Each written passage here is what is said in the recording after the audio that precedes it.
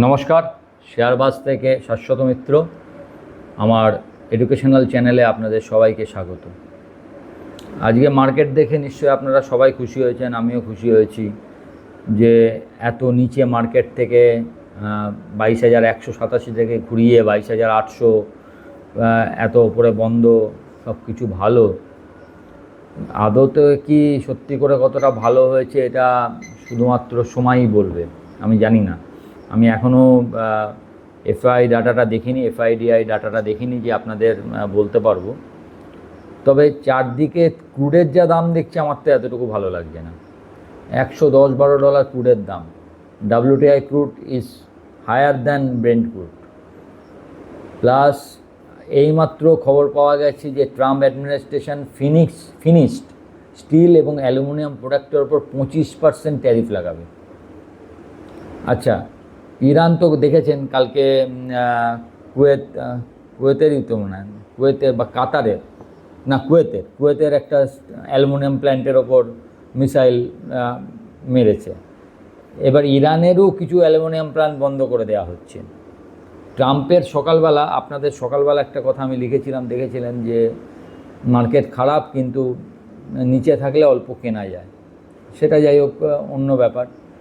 কিন্তু ট্রাম্পের যে দেখছেন যে এবার অ্যালুমিনিয়াম এবং স্টিলের দামটা ফিনিশড প্রোডাক্টের উপর 25% লাগালে কোথায় যাবে আপনাকে ভাবতে হবে। তারপর একের পর এক অ্যালুমিনিয়াম স্টিল প্ল্যান্ট বন্ধ হচ্ছে। ট্রাম্প কালকে যে ভাষণ দিয়েছে, সে ভাষণের একটা মর্মার্থ হচ্ছে যে আমি এখনও 2-3 সপ্তাহ যুদ্ধ করব, ইরানকে শেষ করে দেওয়া অবধি আমার লক্ষ্য। হরমুজ খুলবে কি খুলবে না এটা নিয়ে আমার কিছু এসে যায় না, I am not bother. Hormuz তোমাদের ব্যাপার, তেলের আমার কোনো দরকার নেই, তোমরা বুঝবে হরমুজে তোমরা কি করবে। ন্যাটোর থেকে উইথড্রলের কথা বলেছে ট্রাম্প প্রায় শেষ হয়ে গেছে, ইরান প্রায় শেষ হয়ে গেছে, ইরানের আর কিছু করবার ক্ষমতা নেই। এবং ইরান যদি একটা ডিলে না আসে তাহলে ইরানের পাওয়ার প্ল্যান্ট এবং অন্যান্য ইনফ্রাস্ট্রাকচারের ওপর ট্রাম্প আঘাত হানবে। তো যদি আঘাত হানা হয় তাহলে ইরানও নিশ্চয়ই বসে থাকবে না, সেটা অলরেডি অ্যালুমিনিয়াম প্ল্যান্টের ওপর আঘাত হেনে ইরান বুঝিয়ে দিল। যতই ট্রাম্প বলুক যে ইরানের এয়ারে কিচ্ছু নেই, সৈন্যশক্তি পুরো শেষ, এয়ার ডিফেন্স পুরো শেষ, এয়ারের ক্ষমতা শেষ, এবং মিসাইলের যে লঞ্চার যেসব জায়গা থেকে মিসাইল মারবে বা মিসাইলের যে জায়গায় মজুদ আছে সেগুলো আমরা ধ্বংস করে দিয়েছি, তাও বলতে পারছে না এই কথা যে পুরো শেষ হয়ে গেছে, বলছে অনেক কমে গেছে। এখন অনেক কমার মধ্যে যেটুকু আছে সেটুকু দিয়ে কি কি করা সম্ভব সেটা আমাদের আপনার জানা নেই। এবং তাতে সবচেয়ে বড় কথা কী জানেন, এই যে এফেক্টগুলো, এই এফেক্টগুলো সুদূর প্রসারী। এই আজকে হয়ে গেল কালকে শেষ হয়ে গেল তা নয়। This effect will remain for some Times, if not more. Gas plant, aluminium plant, এগুলো সহজে ঠিক হয় না। আমি বারবার একটা কথা বলছি, এটা মনে রাখবেন। মার্কেট একটা টাইমের পর মার্কেট হয়তো ঠিক হয়ে যাবে, এটা আমি মানছি, কারণ মার্কেট ফরওয়ার্ড ট্রেডিং। এই যে আপনাকে 16%, আপনি আগের দিন আমি বলছিলাম 10,741 পয়েন্ট ফেলেছে ব্যাঙ্ক নিফটি, আর 3,093 পয়েন্ট ফেলেছে Nifty in the month of March. 3,093 point মানে প্রায় আপনার মানে এটা হচ্ছে 25,000 থেকে আমি ধরছি মানতে, মানে যদি আপনি হাই থেকে ধরেন 26,373 থেকে, তাহলে সেখান থেকে এসছে 22,100, মানে 4,000 পয়েন্ট, 4,200 পয়েন্ট মতো। তো 4,200 পয়েন্ট মানে 2,600 আর 1,600, মানে 16%। আর ব্যাঙ্ক নিফটি তো পড়েছে প্রায় 18%, 50,000, আজকে 50,000 ভেঙে 49,000 ফ্রম 61,600, মানে প্রায় 12,000 বা 20%। প্রায় ব্যাঙ্ক নিফটিও প্রায় আপনার বেয়ার মার্কেটের ধারে কাছে চলে গেছে। স্মল ক্যাপ তো গেছেই, যদিও আজকে সবাই স্পেকটাকুলার একটা রিকভারি দেখিয়েছে। তার প্রধান কারণ হচ্ছে এনবিডিএতে যেভাবে রুপি নিয়ে একটা স্পেকুলেশন করে রুপির দাম ফেলে দেওয়া হচ্ছিল, সেটাকে আরবিআই আটকেছে, এবং এই আটকানোর ফলে রুপি একদিনে প্রায় 180 পয়সা, মানে 1 টাকা 80 পয়সা, 1 টাকা 85 পয়সা রিকভারি করেছে, যেটা হচ্ছে রুপির সম্ভবত 20 জুন বা 25 জুন 2020 পর সব থেকে বড় রিকভারি, মানে 6 বছরে। ভাবতে পারছেন, স্পেকটাকুলার রিকভারি। এবং স্পেকটাকুলার রুপি রিকভারি হলেও এত দূর মার্কেটটা পৌঁছাতো না যদি না আজকে সেন্সেক্সের উইকলি আপনার কী বলে এক্সপায়ারি থাকতো। সেন্সেক্সের উইকলি এক্সপায়ারি কী করেছে, আপনাকে তো নিতেই হবে, একের পর এক স্টপ লস হয়তো ওপরের দিকে ট্রিগার করেছে এবং তার ফলে মার্কেটটা এতটা ওপরে গেছে। এখন এই জায়গাটা ধরে রাখতে কি পারবে? এই যে খবরগুলো আসছে, যদি কাল পরশু তরশু 3টে দিন যে আছে, শুক্র শনি রবি, যদি না ভালো কোনো খবর আসে, যদি অ্যাকচুয়ালি ট্রাম্পের থেকে মানুষ কি আশা করেছিল গত 3 দিন ধরে আমেরিকান মার্কেট পজিটিভে, কি আশা করেছিল যে ট্রাম্প বলবে যে হ্যাঁ যুদ্ধ শেষ হয়ে গেছে। তার বদলে ট্রাম্প কি বললেন? আরও 2-3 সপ্তাহ চলতে পারে। নেগেটিভ। কি বললেন? যে আমি এখনও ইরানের ওপর, ইরানের ইনফ্রাস্ট্রাকচার, পাওয়ার প্ল্যান্ট, এগুলোর ওপর আমি, স্টিল প্ল্যান্ট, সমস্তর ওপর আমি বোম্বার্ডমেন্ট করব। এটা আশা করেনি। যদি আপনার সঙ্গে একটা চুক্তিতে কেউ আসে, সেখানে তো কেউ আশা করে না। আর ট্রাম্পের কথা এখন কতটা গুরুত্ব দেবে আপনারা কেউ লক্ষ্য করেছেন কি না জানি না, গতকাল বিকেলবেলা 7-8টা নাগাদ ঠিক এরম সময় ইরানের প্রেসিডেন্ট একটা চিঠি লিখেছেন, ট্রাম্পকে নয়, আমেরিকাবাসীকে। সেই চিঠিটা আপনি বলতে পারেন অ্যাজ এ স্টেটমেন্ট অনেক পোলাইট, অনেক ভালো ট্রাম্পের থেকে। ট্রাম্প তো হুমকি দিচ্ছে, যদিও বলছে আমি ইরানের ভালো চাই, ইরানের ভালো চাইলে ইরানের পাওয়ার প্ল্যান্ট উড়িয়ে দেওয়ার ব্যাপারটা কি, এটা ট্রাম্প আর আমেরিকার মধ্যে এখন নেই। যদি এটাই 3টের মধ্যে থাকতো না, ট্রাম্প, আমেরিকা, ইসরায়েল, আমাদের কিছু বলবার ছিল না, যে যা করছে করুক। না আমেরিকা না ইরান, কেউ আমাদের সেরকম কোনো বন্ধু নয় যে অনেক কিছু হয়ে যাবে, তো আমাদের এখানে মাথা না ঘামালেও চলতো। কিন্তু এটা কমপ্লিটলি আমাদের মানে সমস্ত এশিয়ান কান্ট্রিকে একদম মানে শেষ করে দেবে প্রায়। কারণ যে ধরনের ইনফ্লেশন হবে, সেই ইনফ্লেশন কীভাবে সামাল দেবে?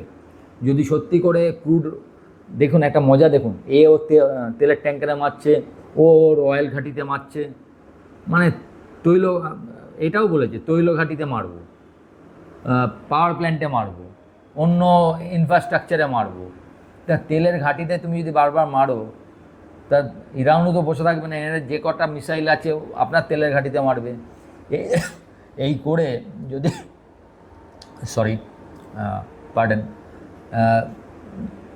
আপনার আমাদের মিডল ইস্টের তেল যদি বন্ধ হয়ে যায়, তাহলে তেলের দাম কোথায় যেতে পারে? আমেরিকা আগেই বলেছে oil price can be move up to $120 to $150।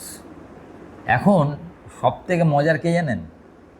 আপনি চিন্তা করুন, 4টে পয়েন্ট আপনাকে বলছি, আপনি মজা পাবেন। এই যুদ্ধ হয়নি, ধরুন আপনি 1 মাস আগে 28শে ফেব্রুয়ারির আগে ফিরে যান, 26শে ফেব্রুয়ারি ইরানের অয়েলের ওপর স্যাংশন ছিল 1 নম্বর। ছিল কি ছিল না? ছিল তো। রাশিয়ান অয়েলের ওপর স্যাংশন ছিল। হরমুজ খোলা ছিল। ইরান কথা বলতে রাজি ছিল এবং তার নিউক্লিয়ার প্রোগ্রাম বন্ধ রাখার রাজি ছিল।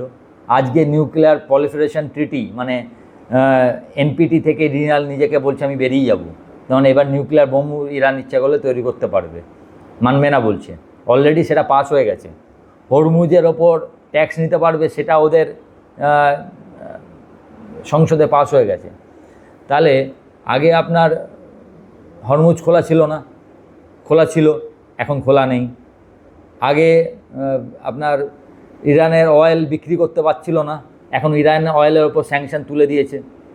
আগে রাশিয়া অয়েল বিক্রি করতে পারছিল না, রাশিয়ান অয়েলের ওপর স্যাংশন উঠে গেছে। আচ্ছা, হরমুজের ওপর কোনো টোল ছিল না, এখন টোল আছে। নিউক্লিয়ার প্রলিফারেশন ট্রিটিতে ইরান বলছিল না আমি নিউক্লিয়ার মানবো, আমার সঙ্গে কথাবার্তা করে একটা আইএর সঙ্গে কথাবার্তা করে একটা সন্তোষজনক ব্যবস্থায় যাব। এখন সে পুরোপুরি ওখান থেকে বেরিয়ে আসতে চাইছে। তাহলে আপনি এবার বলুন, এই সবগুলো শোনার পর যুদ্ধটা আসলে জিতেছে কে? ইরান হয়তো ডেসিমেটেড হয়ে গেছে, আমি মানছি ইরান ইজ ডেসিমেটেড, কিন্তু ডেসিমেটেড সে একা হয়নি, কিন্তু পুরো একটা হাফ অফ দ্য ওয়ার্ল্ড ওর সঙ্গে সঙ্গে অসুবিধার মধ্যে পড়েছে। আপনি আজকে, আমি সবসময় বলি, we are proud that we are Indian. আমরা ইন্ডিয়ান, আমরা বুঝতে পারছি না সারা বিশ্বের কি অবস্থা। তেলের জন্য সব জায়গায় কি বিশাল টাইপের মার্কেট লেগেছে, আমি বুঝতে পারছি না। দেশ খুব ভালোভাবে চলছে, কিচ্ছু বোঝা যাচ্ছে না, কিন্তু একই ধরনের প্রবলেম যদি আরও কিছু মাস চলে, ইজ ইট পসিবল যে একইভাবে এই তেলের সাপ্লাই, গ্যাসের সাপ্লাই রেখে যাওয়া পসিবল কি? আপনাকে তেল গ্যাস তো আমরা নিজে উৎপাদন করি না। আমরা ধরুন গ্যাসের উৎপাদন বাড়ালাম, সব বাড়ালাম, তাহলেও কি আমরা 100% আমাদের যেটুকু দরকার তা করতে পারবো? আমরা তেল যতই তুলি না কেন 100%-এ যেতে পারবো আমাদের যা দরকার? Answer is no. এবং এটা আমাদের কোনো দোষ নয়, অন্য একটা 3টে দেশের মধ্যে মারপিটে এই অবস্থা হচ্ছে। তাহলে পুরো ইকোনমি ইন গ্রেট ডেঞ্জার। ওই জন্যে বারবার বলা হচ্ছে 1973-এর যে তেল সংকট, তার থেকেও বড় সংকটের মধ্যে দিয়ে যেতে পারে এই পুরো বিশ্ব। শুধু তাই নয়, এই সংকট থেকে বলছে 1932-এর থেকে বেশি বড় মন্দা আসতে পারে। এগুলো লোকে বলছে। শুভবুদ্ধি সম্পন্ন হলে আপনি কি করবেন? আপনি এখানে থামাবেন যুদ্ধটা। ঠিক আছে, যেটুকু হয়ে গেছে ভাই, একটা চুক্তিতে আয়, যেটা যা হবার হয়েছে। কিংবা আপনার যদি সত্যি করে ক্ষমতা থাকে, তাহলে আপনি এমন করুন যাতে এইগুলো ধ্বংস না হয়।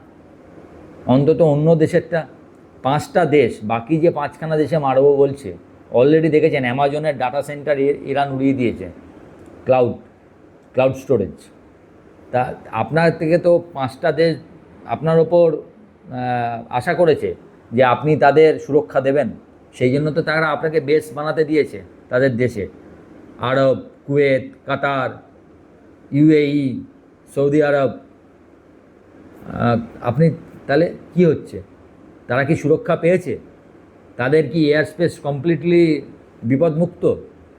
আমি আজকে আপনাকে এই কথাটা বলে যাচ্ছি, এই অংশটা দরকার পড়ে ক্লিপ করে কেটে রেখে দিন। ইন কামিং ইয়ার্স সমস্ত দেশ ভারতের থেকে সুরক্ষা নেবে, ভারত তাদের সুরক্ষার গ্যারান্টি দেবে। যে ধরনের system, air defence system Bharat দেখিয়েছে, তারপরে সেই সময়টা দূরে নয় যেদিন এই সব সমস্ত দেশকে ভারতের থেকে সুরক্ষার গ্যারান্টি নিতে হবে। কারণ আমি এত বড় দেশকে এত কিছু দিচ্ছি, তার এত সৈন্য, এত টাকা পয়সা সব দিচ্ছি, তারপরে যদি তার আমার দেশের সুরক্ষার গ্যারান্টি না থাকে কি হবে? মার্কেট এখন কি হবে তো ছেড়েই দিন। মার্কেট কি হবে আপনি আজকে বুঝতে পারবেন না। শুক্র, শনি, রবিবার 3টে দিন, প্রতিদিন কিছু নিউজ, নতুন নিউজ, প্রতিদিন কিছু এই খবর ওই খবর। আপনি আজকে দাঁড়িয়ে মার্কেটের কি প্রেডিকশন করবেন? না, একটাই বলতে পারেন, ফর লং টার্ম, 5-6 বছরের জন্য যদি কারো ভাবনা থাকে, হাতে টাকা থাকে, সে অল্প অল্প অল্প করে কিনতে পারে। এর বাইরে ইমিডিয়েট ফিউচারের কোনো কিছু আপনি বলতে পারবেন না। বলা মানে এইসব ওই নিয়ে বসা, টিয়া পাখি নিয়ে বসতে হবে আর কি, যে বোমটা মারবে কি না। রোববার হঠাৎ করে ট্রাম্পের ঘুম ভাঙলো, স্বপ্ন দেখলো, সব যুদ্ধ বন্ধ হয়ে গেল, ইরানও বলল ঠিক আছে ভাই, আমরা সব ভাই ভাই, এরম ব্যাপার আর কি। Nobody knows what will happen. তবে ক্রুডের দাম এই মুহূর্তে ইউএসের ফিনিশড অ্যালুমিনিয়াম এবং স্টিল প্রোডাক্টের ওপর 25% ট্যারিফ। আবার বলছে পরের দিন আবার হয়তো আমরা একবার ওই 22,100-200 দিকে যাব। আমার তো এটা দেখে মোটেই ভালো লাগেনি। মার্কেট কি করবে মার্কেট জানে, market has the last right what to do. কিন্তু আমাদের সাবধান থাকতে হবে, কারণ বাকি যে প্রাইসগুলো, বাকি যে ইন্ডিকেটারগুলো, সেগুলো খুব একটা পজিটিভ কিছু বলছে না। যাই হোক, তবুও আপনাদের চিন্তা করে লাভ নেই, যেটা হবার হবে। শুক্র, শনি, রবি ভালো থাকুন, উইকেন্ড কাটান, আবার সোমবারে দেখা যাবে মার্কেট কেমন থাকে। নমস্কার।